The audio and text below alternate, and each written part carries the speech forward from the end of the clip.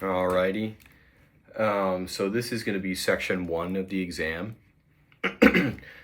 um, so question 1 is how to teach proper posture and hand position for the oboe. So that's obviously 2 different parts.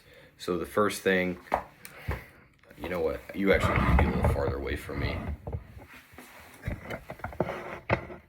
Okay. So, move to the edge of your chair. Feet nice and stable on the ground. I like to say shoulder width. Whatever. Some people who play different instruments put their feet in different places, but I prefer to have them flat on the ground. And then put your oboe on your knee like this. So you open up your shoulders like this. And then just imagine like you're hugging someone, essentially. Just like this. So you got nice space right here. And then you bring your instrument to yourself.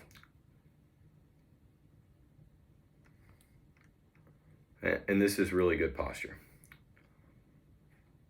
Your oboe should, if this is a flat angle, this should be about 45 degrees.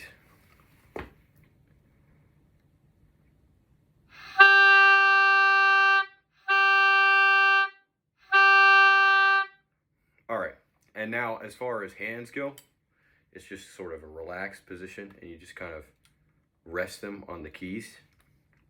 You're gonna do your right hand on the bottom on these 3 keys like this, and your pinky can go somewhere on these pinky keys. And then you've got 1, 2, 3, right? And if you notice, my hands are kind of naturally following the contour. You don't want them to be straight and collapsed against the oboe like this. You want to have enough space that's natural. Your right thumb goes underneath this thumb rest like that, and your left thumb. Some people keep it below. I'll probably teach them to have it hovering on the key. I think that's the best way. Anyways, so yeah, that is proper hand position. Proper embouchure. Okay, so this you probably want to talk about with the reed.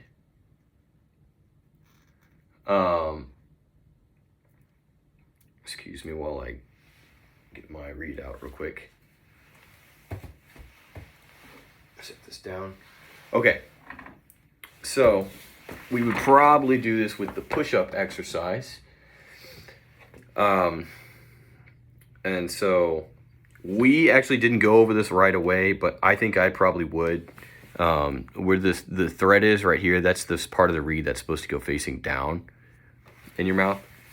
So you have 3 positions. You have one on the edge of the tip of the reed, one towards the heart of the reed, which is your middle register, and then as you play your high notes, so your high note position is farther down on the reed. Now you're obviously never going to go all the way to the very bottom, because then you're going to get a squawk, and that's not really the sound that we're going for.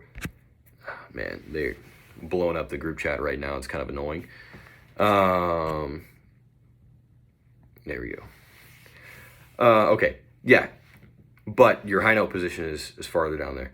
So the notes that we use to teach this is A flat for the low note position, B flat for the middle note position, and C for the higher position. So push-up exercise, you obviously already know this.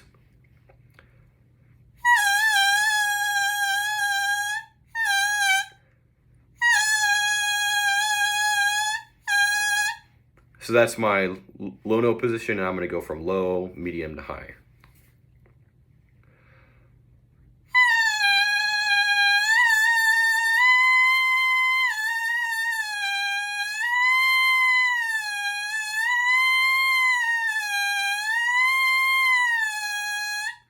So that's part of the embouchure.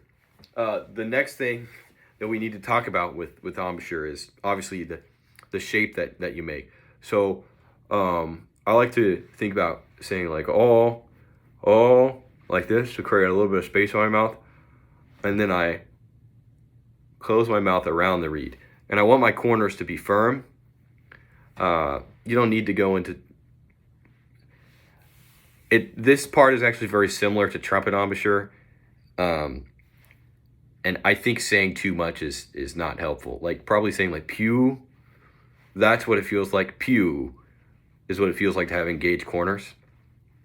But you don't want to talk too much about that because they're going to start to do this, right? And it's more forward than that. And especially as you get to the lower notes where it's you drop your jaw. Or oh, we vocalize on our different registers, which goes along with the positions that we were just talking about.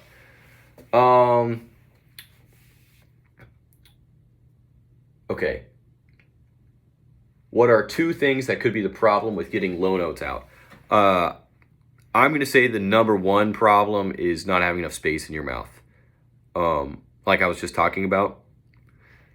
The number two problem is going to be, we'll probably check to see if they're covering all the holes. You know, if they have a hard time covering all the holes, and I'm going to give a bonus one, which is just not using your air properly. If they're overblowing, then they might hit the partial above it. If they, sorry, not partial, you know, whatever it is on the harmonic series, if they overblow it, or they could not be using fast enough air. But yeah, definitely the shape in your mouth matters a lot. Okay. Explain the three reed placement positions. Okay, I kind of already did that, but just real quickly, there's the, you know, low note, the mid register, and then high register, right? And the pitches we use when we're doing that on here, A flat, B flat, C, right? Just like that. And you can do a little cute little piano exercise or yada yada. I will say how it affects your playing. If you are not in the right position when you're trying to play a note, then you will have problems with getting that note to speak. Let me demonstrate that a little bit. So like, if I were to try and play low C right now, but in the high note position,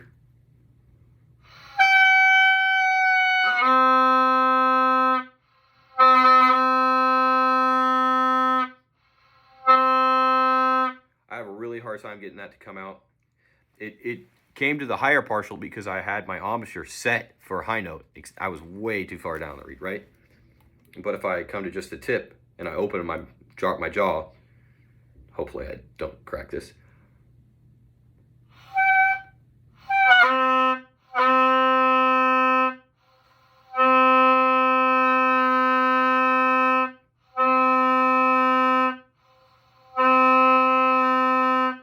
So obviously I'm not a real oboe player, so the response is not great, but the tone quality, the color is much more to what you want. You don't want eh. If you're getting an eh kind of sound, that's probably because you don't have space in your mouth, or you might be too far down on the reed. Same goes for high notes, like if I did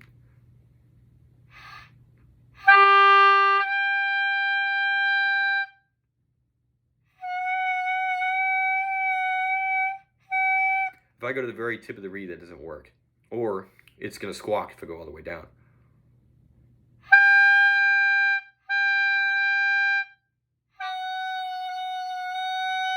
Right?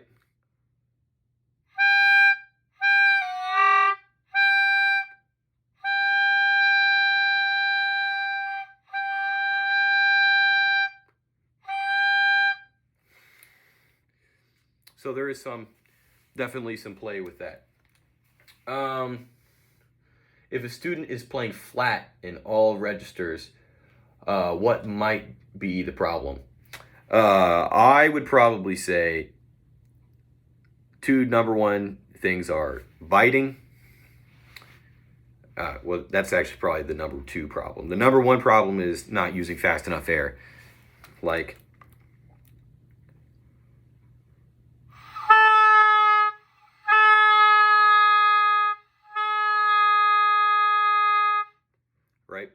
an A concert that's really super flat, under supported air.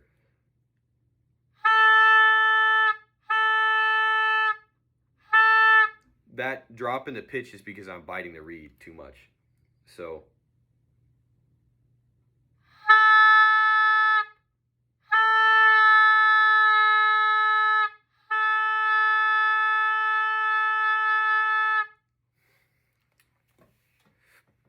I still have some work to do for sure. But yeah, I'd say those are the two number one things.